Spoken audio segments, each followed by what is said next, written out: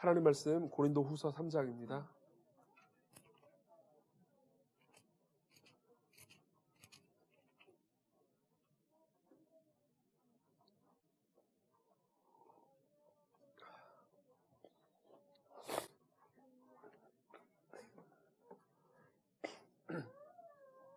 고린도후서 3장 18절 한 절만 합독하겠습니다.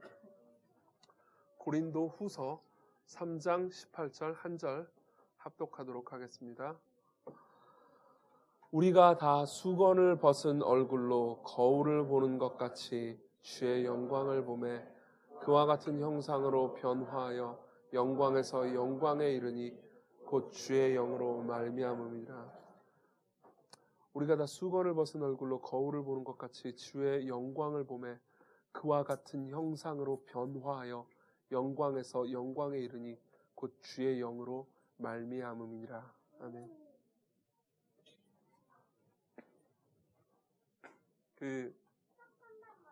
우리는 지금 어떤 내용으로 설교를 듣고 있냐면은 이제 지지난주부터죠. 오늘은 3주 차인데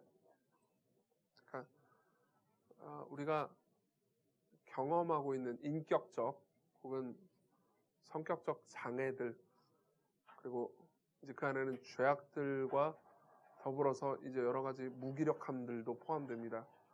예를 들면은 우리가 자주 분을 내는 것은, 자주 화를 내는 것은 한편으로는 죄악이고 한편으로는 우리의 성향입니다. 그것이 우리의 성향이라고 해서 죄가 아닌 것은 아닙니다. 그렇지만 단순히 그러니까 죄니까 안 지으면 되겠네 해가지고 의지력으로 극복할 수 있는 문제도 아닙니다. 그래서 이런 문제들을 이제 어떻게 그리스도를 바라보면서 이제 치유받을 수 있는가에 관해서 지금 계속 말씀을 듣고 있고요. 그리고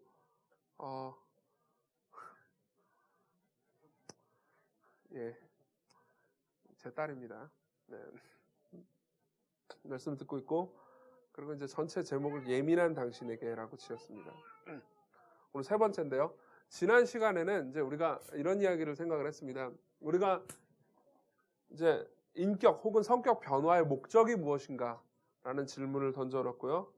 그리고 그것이, 그러니까 하나님을 영화롭게 하고 그분을 즐거워하는 것이 아니면 사실은 성경이 말하는 바대로의 치료가 아니고, 그리고 결국은 우리가 이제 인격적으로 변화되어서 더 하나님을 행복하게 하는 삶으로 갈 수 없다라는 이야기를 했습니다. 무슨 말이냐면은 이거를 좀 더 이해하기 쉽게 한 문장으로 바꾸어 보자면, 하나님을 의지하지 않고 그분을 신뢰하지 않으면서도 우리의 인격 혹은 성격이 변화돼서 행복하게 살아가는 것이 하나님을 의지할 수밖에 없는 나쁜 인격으로 살아가는 것보다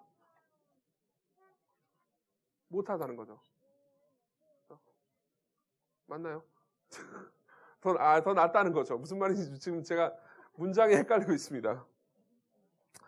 그냥 설교문에 써있는 대로 읽을게요. 하나님을 의지하지 않고도 행복하게 살아가는 좋은 인격이, 그렇죠? 하나님을 의지할 수밖에 없는 나쁜 인격이 더 낫습니다. 제가 설교문에 딱 잘못 써놨네요.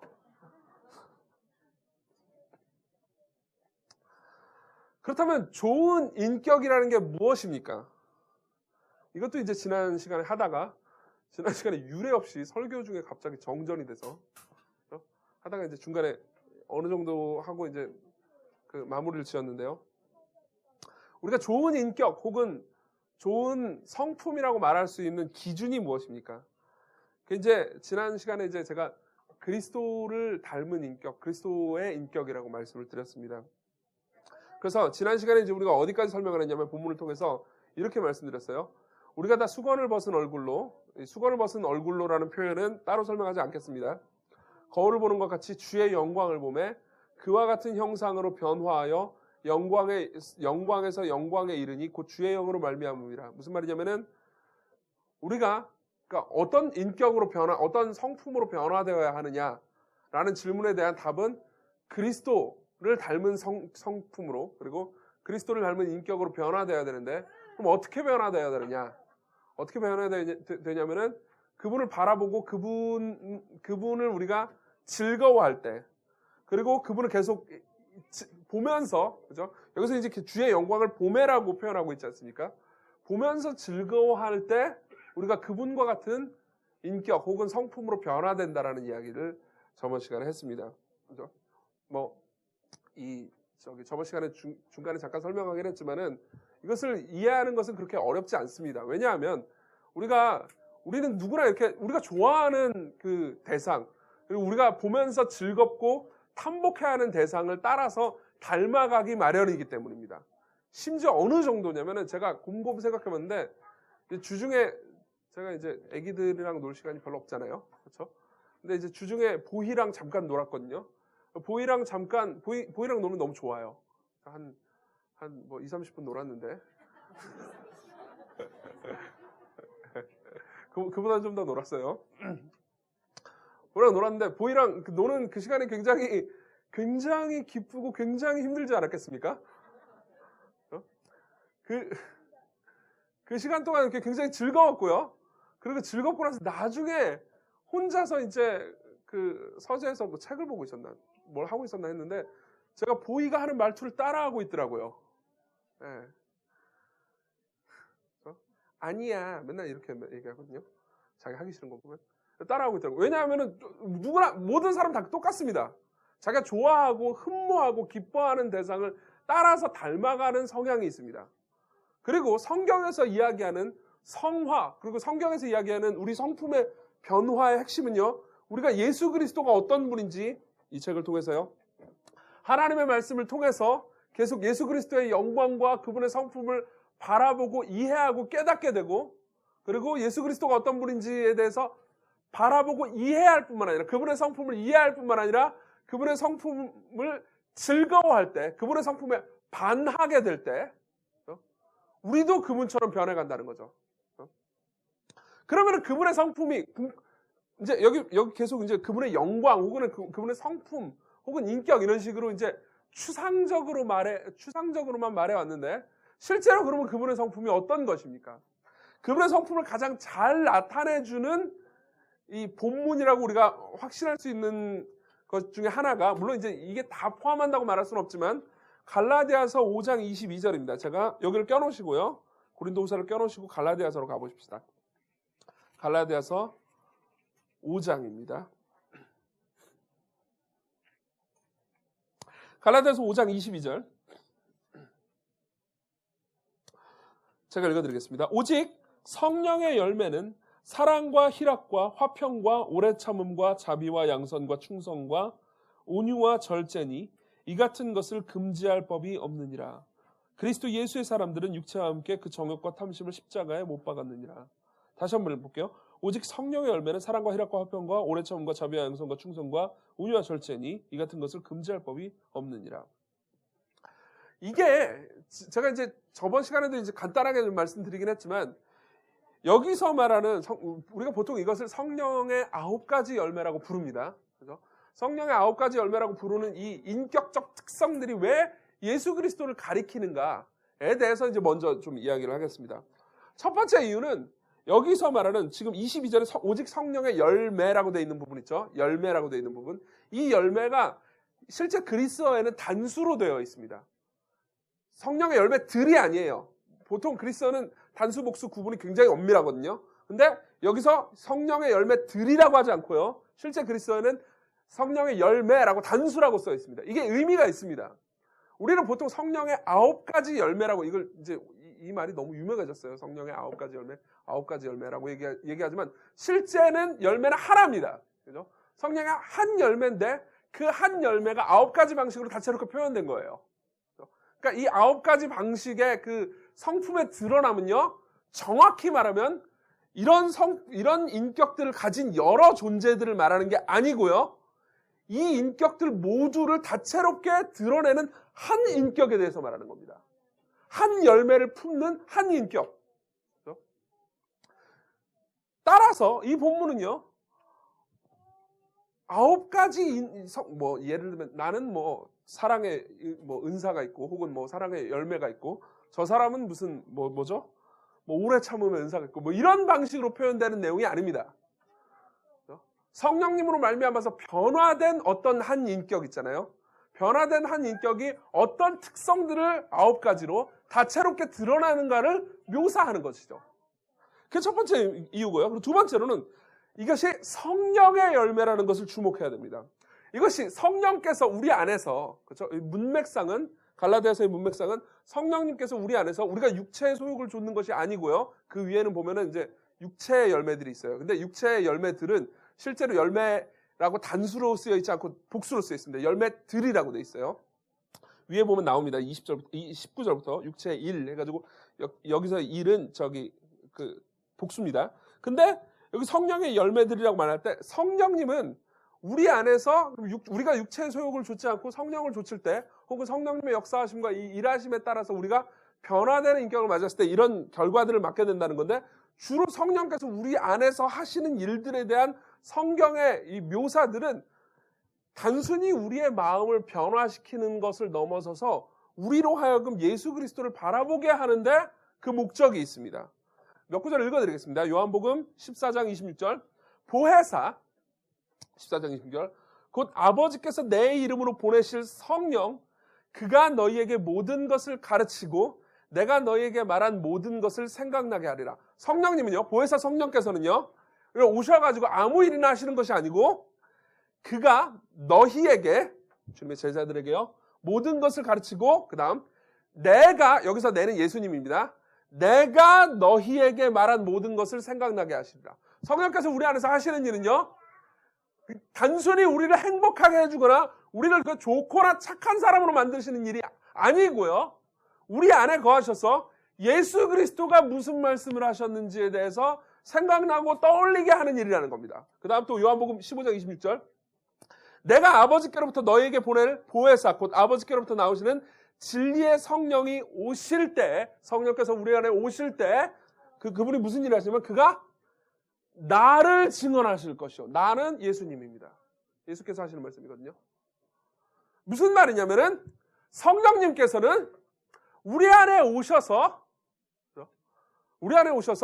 단순히 우리가 좋아하는 것들, 우리가 괜찮다고 느끼는 것들, 뭐 예를 들면 좋은 인격으로 우리를 변화시켜 준다든가, 그죠? 그리고 우리에게 무슨 능력이 필요한데 그 능력을 제공해 주신다든가, 혹은 뭐 그런 기적적인 은사들을 일하신다. 물론 이런 일도 하십니다. 근데 이런 일들을 하는 것이 그분의 성령님의 궁극적인 목적이 아니고요. 그런 것들을 베푸심으로 말미암아서 그런 것들을 베푸시는 모든 것들을 베푸시는 것의 주인이신 그리스도를 바라보게 하는 게 성령님의 목적이에요. 그래서 예전에 로이드 존스 목사님이 했던 얘기 중에서 제가 출처를 찾으려고 하다가 결국 못 찾았는데 굉장히 지금도 잊혀지지 않은 본문 중에 하나가 이런 내용입니다. 로이드 존스 목사님이 이런 말씀하셨어요. 성령 충만한 사람은 성령에 대해서 많이 말하는 것이 아니고 그리스도에 대해서 많이 말합니다.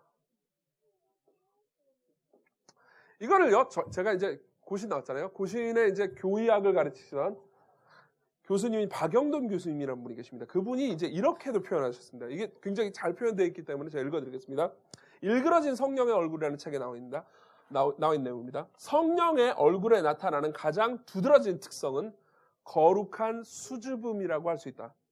거룩한 수줍음은 자신을 잊어버리고 상대에게 모든 관심을 쏟는 사랑의 특성이다. 그 다음 성령은 자신을 드러내지 않고 오직 온전히 예수님만 드러내는 수줍음을 가지셨다.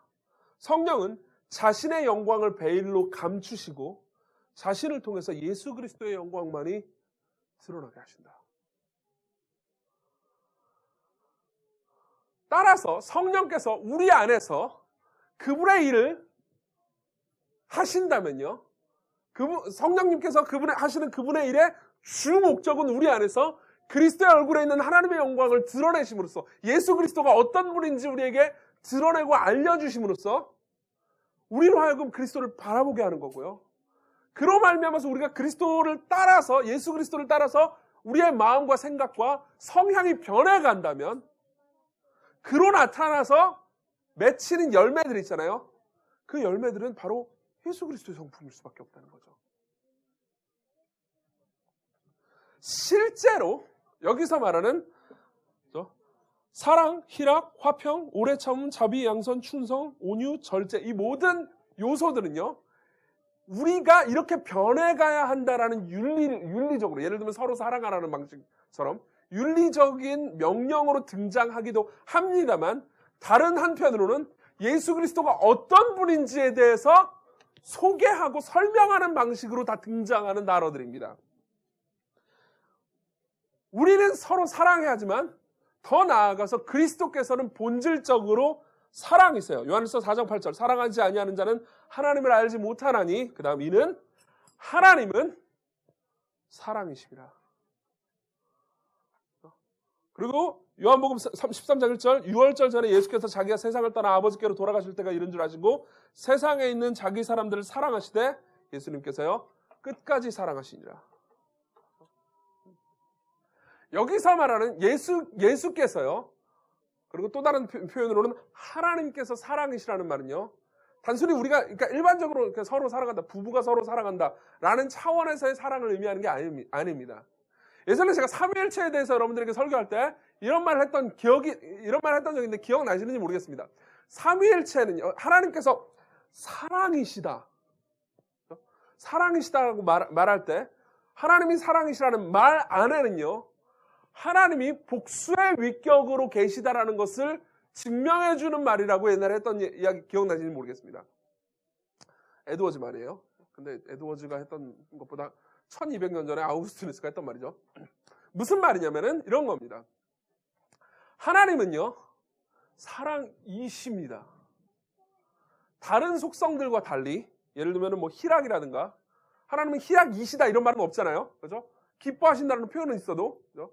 다른 속성들과 달리 유달리 하나님에 대해서 그분이 사랑이시라고, 사랑하신다가 아니고 사랑이시라고 그분 2인칭으로요, 직접적으로, 이 형식이죠. 2인칭이 아니고 이 형식으로 직접적으로 하나님이 사랑이시라고 말하는 가장 중요한 이유는 사랑이라는 그분의 속성 혹은 성품은요, 그분의 가장 본질적이고 가장 심오한 민면에 있는 속성이기 때문입니다. 왜 그럴까요? 다른 속성들은요, 예를 들면 진노 이런 것들 있죠. 그런 속성들은 하나님만 홀로 존재하실 때는 발현되거나 드러나지 않았습니다. 그죠? 하나님께서 진노를 할 만한 죄를 짓는 인간이 등장해야 진노하시잖아요. 그죠? 혹은 마귀. 그러나 삼위 하나님께서 홀로 존재하실 때, 영원전부터 아무것도 없을 때요, 아무것도 없을 때도 하나님께서는 영원전부터 사랑이셨을 뿐만 아니라 실제로 사랑을 하셨습니다. 어떻게 해요?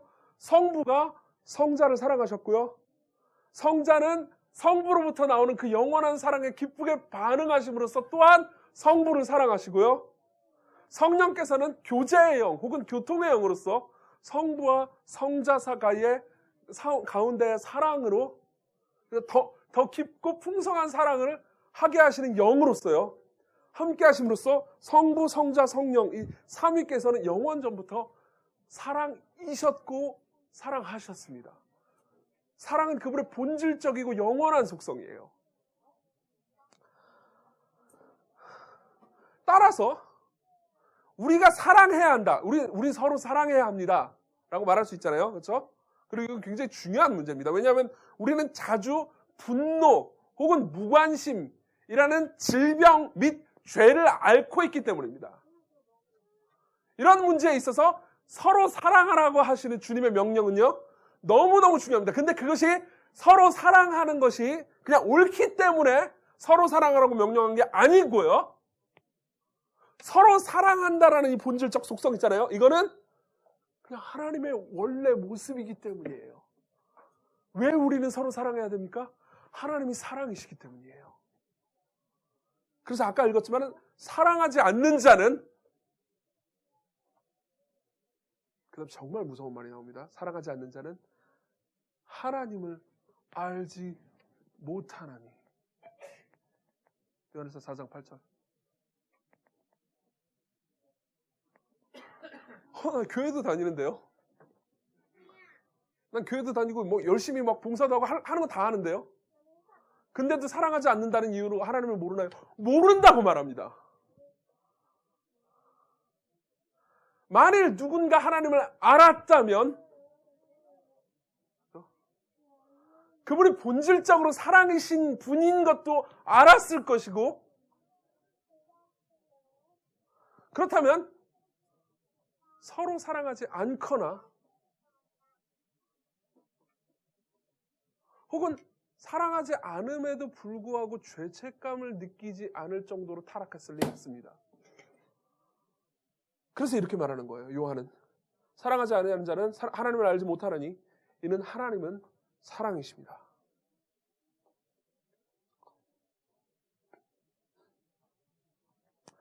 희락, 이런 식으로 하나씩 하면 시간 되게 오래 걸렸죠. 지금 내가 아버지께로 가오니 내가 세상에서 이 말을 하옵는 것은 그들로, 예수님께서 성부 하나님께 기도하시는 장면이거든요. 요한복음 17장에 예수님께서 성부 하나님께 기도하실 때 이렇게 기도합니다. 지금 내가 아버지께로 가오니 내가 세상에서 이 말을 하옵는 것은 그들로, 여기서 그들은 제자들입니다. 예수님의 제자들로 내 기쁨을, 내가 영원 전부터 누렸던 내 기쁨을 그들 안에 충만히 가지게 하려 함입니다. 여기서 말하는 기쁨하고 이 지금 갈라디아서 5장에서 말하는 희락이랑 헬라어로 같은 단어입니다.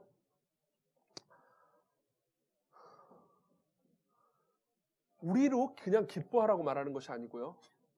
그리스도께서 영원 전부터 기뻐하시는 분, 즉 행복한 분이라고 말씀하시는 거예요. 오늘따라 제가 예배 방해를 많이 하네요. 네. 화평도 마찬가지입니다. 계속 읽어드릴게요. 화평. 우리는 화평 가운데 서로 행하라고 명령을 받기도 하지만 에베소서 2장 13, 14절은 이렇게도 얘기합니다. 이제는 멀리 있던 너희가 그리스도 예수 안에서 그리스도의 피로 가까워졌느니라. 하나님과 우리가요. 그는, 예수님은요, 우리의 화평이신지라. 둘로 하나를 만드사 원수된 것, 그 중간에 막힌 담을 자기 육체로 허시고, 오래 참음. 하나님은 로마서 2장 4절 우리를 대하여 길이 참으시고요. 그리스도께서도 우리를 대해서 디모데전서 1장 16절 일체 오래 참으심을 보이사 죄에서 빠져나오지 않는 우리를 오래 참으시면서 긍휼히 여겨주셨습니다. 자비, 디도서 3장 4절 우리 구주 하나님의 자비와 사람 사랑하심이 나타날 때 자비 역시 단순히 우리 인간들이 행해야 되는 서로를 향한 도덕적 혹은 윤리적 의무 이상을 넘어서서 하나님의 속성입니다. 양선은 그냥 선하다라는 말이에요. 하나님은 선하신 분입니다. 역대하 30장 18절. 또한 그로 말미암아서 우리도 로마서 15장 14절에 따르면 스스로 선함이 가득하게 하시는 하나님의 선하심을 본받게 됩니다. 온유함. 예수님께서는 스스로를 마태복음 11장 29절 나는 마음이 온유하고 겸손하니 라고 말씀하셨어요. 온유는요 단순히 그냥 이렇게 어떤 분위기를 말하는 게 아닙니다. 온유 그러면 정의할 수 있겠어요?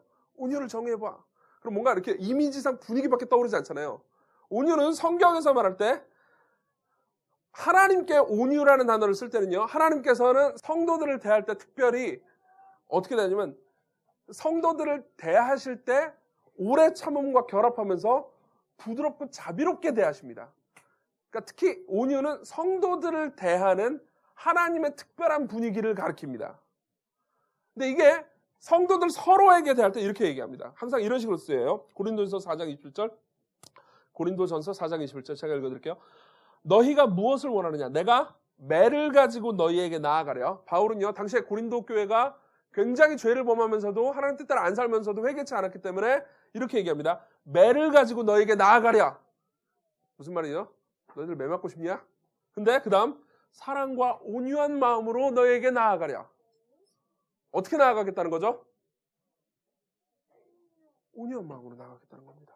에베소서 4장 2절 모든 겸손과 서로 가운데요 온유로 하고 오래 참음으로 사랑 가운데 서로 용납하고. 절제는요, 맨 마지막에 절제죠. 절제는 단순히 하고 싶은데도 불구하고 미래를 위해서 하지 않는 것을 의미하는 게 아닙니다.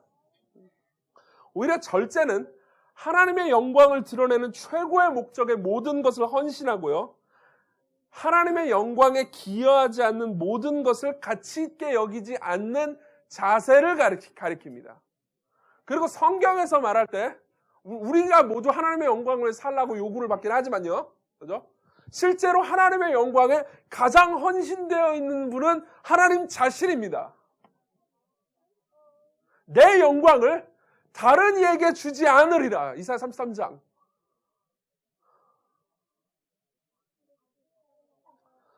심지어 하나님께서는 하나님의 사랑과 그리고 그분의 공평이라는 영원한 영광의 속성을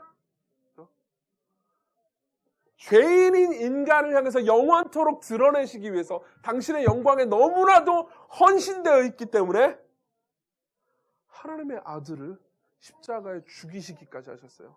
그리스도께서 십자가에 죽으실 때요. 다시 말하면 하나님 입장에서의 무한한 고통과 여기서 말하는 바대로의 단어에 따르면 절제하심 때문에요. 죄인들을 향한 하나님의 공의와 하나님의 사랑 혹은 자비는 영원토록 드러났습니다.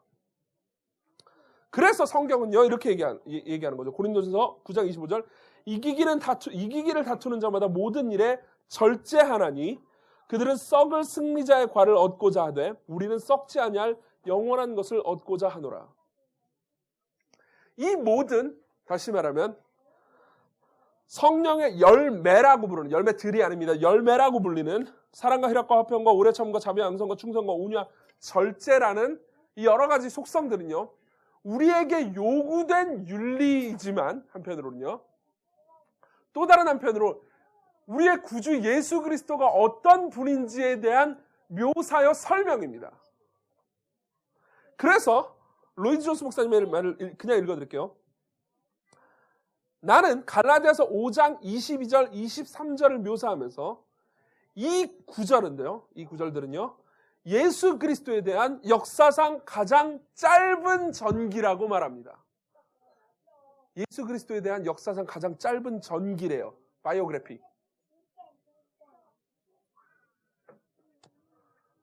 그러면은 자 봅시다. 그럼 이 얘기를 계속 이렇게 길게 늘어가면서 하는 이유가 있습니다. 이 이유에 대해서 정확히 이해해야 그 다음의 이야기가 의미가 생길 겁니다. 문제는 이겁니다. 우리는 인격적 혹은 성격적으로 죄를 저지르기도 하죠. 그렇죠? 그렇지만 그런 죄를 자주 저지를 수밖에 없는 성향을 가지고 있기도 합니다. 그렇죠? 예를 들어볼게요. 우울증은 죄입니까? 저번 주에도 말했지만. 아니, 바꿔보죠. 우울한 게 죄인가요?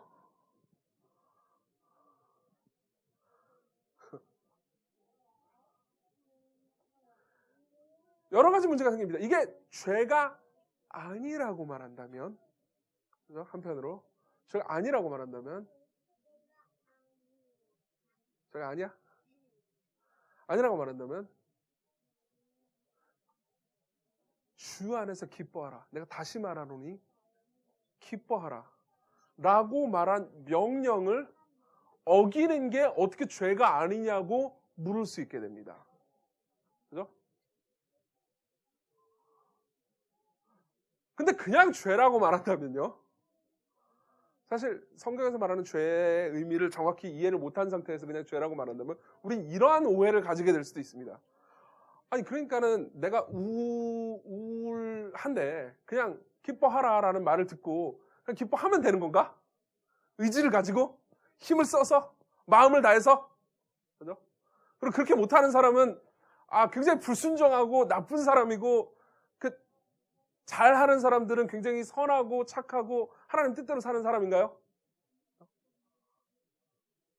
그렇게만 말할 수 없는 것이 죄는요. 그 전보다 우울부터 얘기합시다. 우울증이라고까지 말할 수 있는 증상에는요.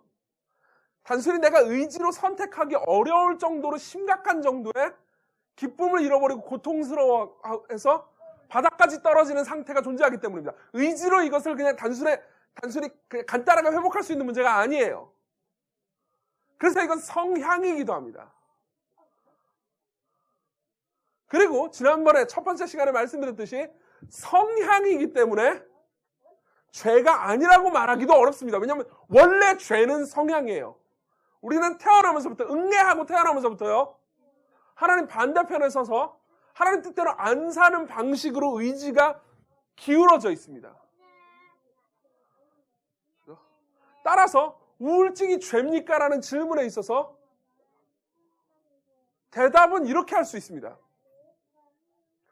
이건 죄인 동시에 치유받아야 하는 성향입니다.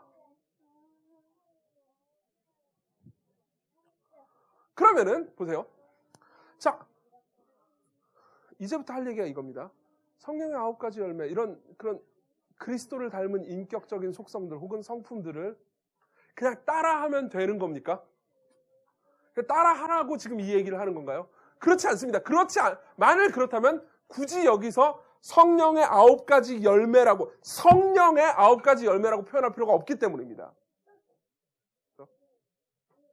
또한 다시 봅시다. 고린도후서 3장 18절을 보겠습니다. 우리 처음 읽었던 본문이죠.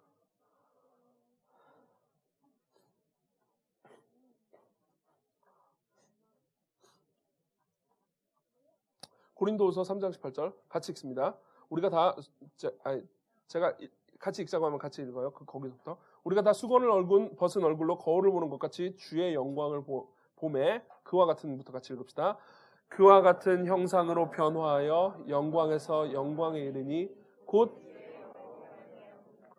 주의 영으로 말미암음이라.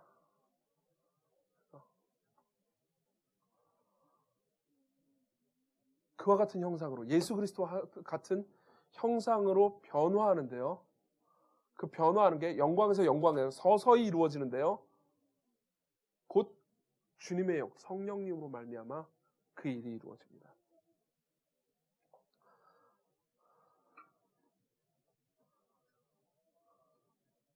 그 말은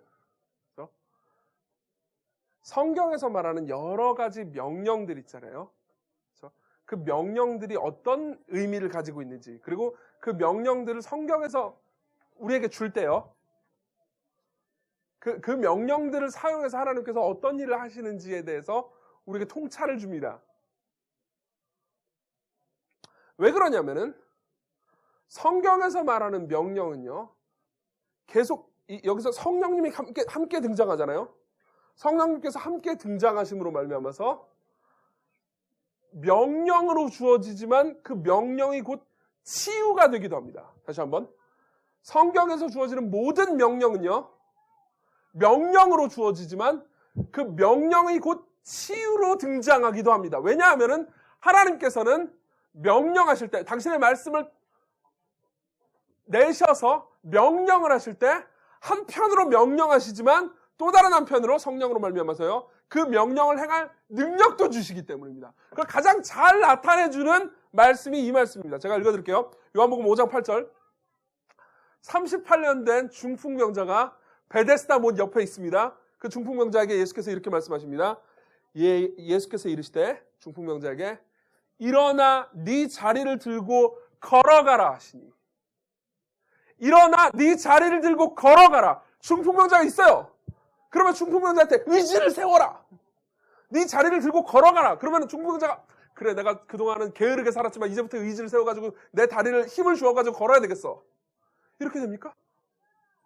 그 다음 요한복음 11장 43절. 나사로 무덤에서 죽은 지 사흘이 돼가지고 냄새가 나는 그 나사로한테 이렇게 말씀하십니다. 죽은 사람이에요. 이 말씀을 하시고 큰 소리로 예수께서 말씀하십니다.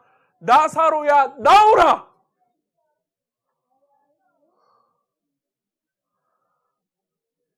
나사로가 내가 죽어 있었는데 회개하고 나와야겠다. 이런 생각을 하나요? 이 두 구절은요. 하나님께서 우리에게 성경 이 안에는 수도 없이 많은 명령들이 있어요. 수도 없이 많은 명령들이 여기 존재하는데 성경을 통해서 우리에게 어떻게 살아가야 하는지, 우리 성품과 인격이 어떻게 변해야 하는지에 대한 수많은 명령들을 주실 때 그 명령들이 어떤 성격인지에 대해서 말해주는, 우리에게 가르쳐주는 소중한 두 구절이에요. 이 두 구절과 똑같이 우리 하나님께서는 하나님 나라가 가까이 왔으니 회개하고 복음을 믿으라라고 말씀하실 때 회개하고 복음을 믿으라라고 말씀하실 때 성령님께서는 그리스도의 말씀과 함께 편대비행을 하시면서 하나님의 택하신 백성들에게 회개하고 복음을 믿을 능력을 베푸십니다. 마찬가지로 사랑, 세 계명을 너희에게 주노니 서로 사랑하라. 내가 너희를 사랑한 것 같이 너희도 서로 사랑하라 라고 예수께서 제자들에게 명령하실 때 예수님께서는 단순히 명령을 주시는 것을 넘어서서 성령님으로 말하면 이 본문에서는 성령님이 등장하지 않지만 성령님은 예수 그리스도의 말씀의 모든 배후에 함께하고 계세요. 성령님께서는 사랑은 힘을 베푸십니다. 희락, 주 안에서 기뻐하라. 내가 다시 말하노니 기뻐하라. 빌립보서 4장 4절 마찬가지입니다. 화평, 모든 사람과 더불어서 화평함과 거룩함을 따르라. 오래 참음, 또 형제들아 너희를 권면하노니 데살로니가전서 5장 14절 게으른 자들을 권계하며 마음이 약한 자들을 격려하고 힘이 없는 자들을 붙들어주며 모든 사람에게 오래 참으라. 이런 명령들을 여러분들이 읽어낼 때요, 그죠? 이런 명령들이 더 나아가서는 이 책이 여러분들에게 명령할 때요. 맞아, 성경책. 얘들아, 너희들이 가지고 있는 성경책, 너희들 성경책 다 있지? 좋아요.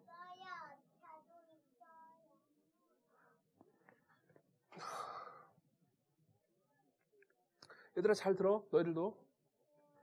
너희들이 이 책을 읽을 때 이 책은요, 너희들이 읽는 다른 책들과는 완전히 다른 책이에요. 어떻게 다르냐면은 이 책이 비록 너희들이 읽는 보통 동화책보다는 재미가 없을 수도 있어. 물론 너희들이 알게 되면 너무 재밌을 수도 있지. 그래, 고마워.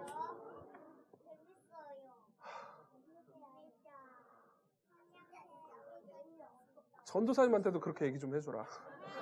전도사님 얼마나 힘들어하는데. 잘 들으세요. 다를 수도 있는데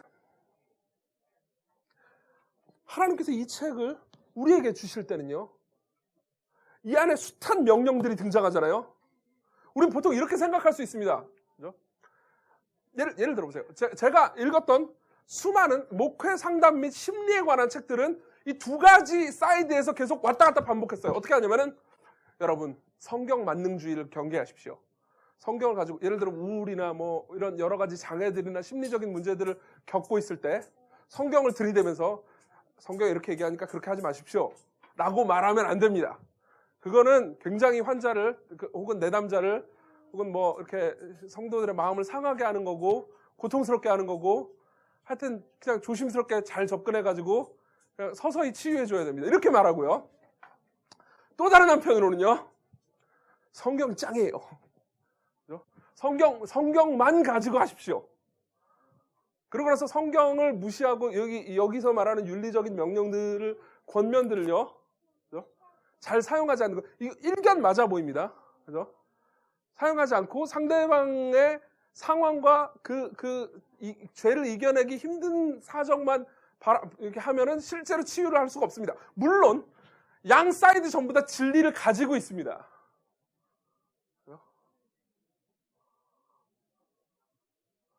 그러나 중요한 건 이겁니다. 우리 구주께서 우리에게 무엇을 행해라 혹은 어떤 방식의 성품을, 예를 들면 기뻐하라. 기뻐하라는 행해라가 아니잖아요. 감정에 대한 명령들이에요. 그죠? 양선, 이런 것들도 어떤 의미에서는 감정에 대한 명령들입니다. 이런 명령들을 주께서 주실 때요, 단순히 이렇게 명령을 하시고 그냥 그걸 실행하는지 마는지는 니들이 알아서 해라라고 주신 게 아니고요. 아주 섬세하고 세심하고 그리고 강력하게 이 책에 있는 말씀과 더불어서 하나님의 영께서 우리 안에서 우리가 기꺼이 이 말씀을 들으려고 할 때 이렇게 우리를 변화시켜 계십니다.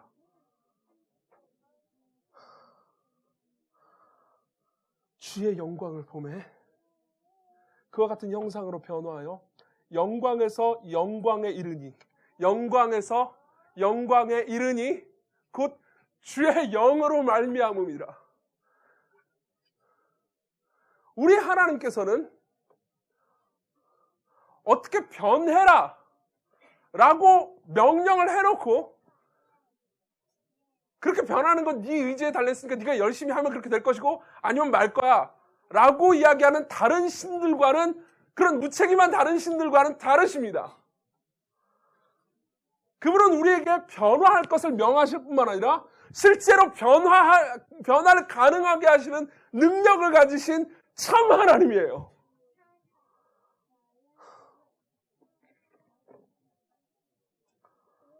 따라서 성경에 나오는 모든 윤리적인 그리고 우리의 인격을 변화시키라고 요구하는 명령들은요, 명령인 동시에 그 명령을 실행시키시는 성령님의 능력으로 더불어 치유입니다. 여러분들이 이제 앞으로 성경을 볼 때요, 읽어낼 때요, 그런 명령들을 발견할 때 우와, 성경이 나한테 꼰대질을 하고 있어 이렇게 말씀하지 마세요.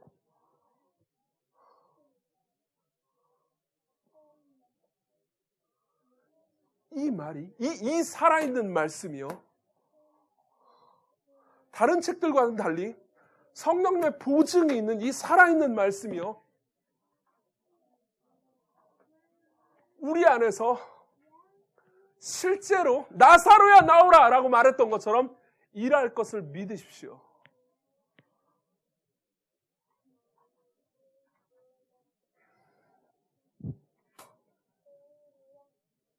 저는 우리의, 거의 끝났어요 이제, 우리의 인격적인 문제들이 앞으로 제가 뭘 다룰 거냐면요, 이걸 다룰 거예요. 불안, 강박, 과거의 기억, 우울, 편집, 자기연민, 자기기만, 자기연민, 자기기만도 있어요. 그리고 기타 등등. 이런 것들을 다룰 때요, 단순히 우리가 우리의 노력으로만 그냥 고칠 수 있는 것처럼 말하고 싶지 않습니다. 실제로 그렇게 가능하지도 않고요. 그렇다고 여러분 그런 일들이 있으면 상담심리 기법과 약물 치료를 받으십시오. 정신의학과를 찾아가세요. 물론 필요할 땐 그런 것들이 필요할 수도 있을 겁니다. 근데 그걸로 여러분들이 궁극적 치료가 될 거라고 말할 수도 없거니와 그렇게 얘기하고 싶지도 않습니다. 게다가 설령 상담심리 기법과 정신의학으로 인해서 그런 것들이 나았다고 칩시다. 내가 정신의학과 가가지고 이렇게 6개월 동안 왔다 갔다 하면서 항우울제와 기타 등등을 먹고 심리치료를 받았더니 내 우울증이 나았어. 나는 이제 기쁘게 됐어. 그러면 내가 하나님을 기뻐하게 되나요? 아니요, 나는 정신의학을 기뻐하게 될 겁니다. 내 의사 선생님, 나를 고쳐주신. 아니요, 그건 선이 아니에요. 성경이 말하는 치유가 아닙니다.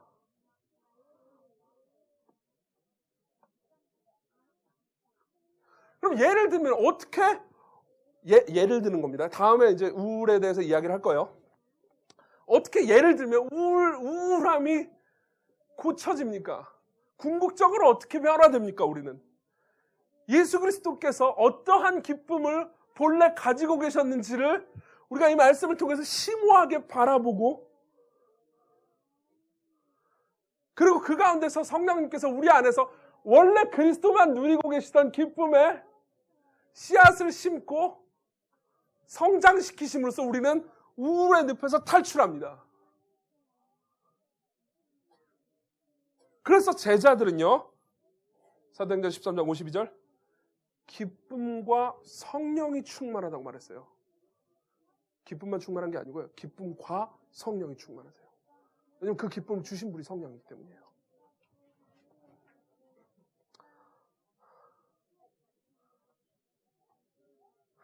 오늘까지는 서론적인 이야기를 끝내고 다음 주부터 실제로 각자 예를 들면은 아까 얘기했던 우울함과 혹은 자주 짓는 의심 그리고 우리 스스로 가지고 있는 말도 안 되는 완벽주의적인 기질들 뭐라고 해야 될까요? 자기 연민과 자기 기만들 이런 것들을 하나씩 살펴볼 겁니다. 근데 전체 모든 것들을 다 살펴보는 데 있어서 방법론은 오늘 정해졌습니다. 어떻게 방법론을 정했냐면은 저는 제가 할 수 있는 한 최선의 힘을 다해서 이 책에 나와 있는 예수 그리스도가 어떤 분인지 그리고 그분이 이런 일들에서 우리를 구원하시기 위해서 무슨 일을 하셨는지에 대해서 말해주고 한편으로 기도할 거예요. 하나님의 성령이시여 우리를 불쌍히 여기셔서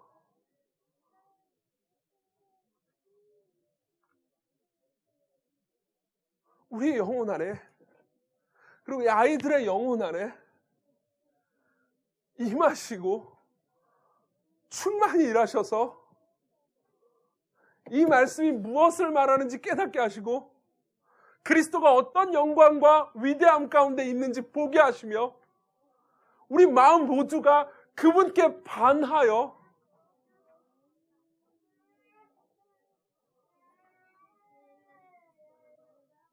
우리 안에서 지금도 살아서 꿈틀꿈틀대고 있는 죄라는 죽음에 이르는 질병으로부터 탈출하게 해주옵소서.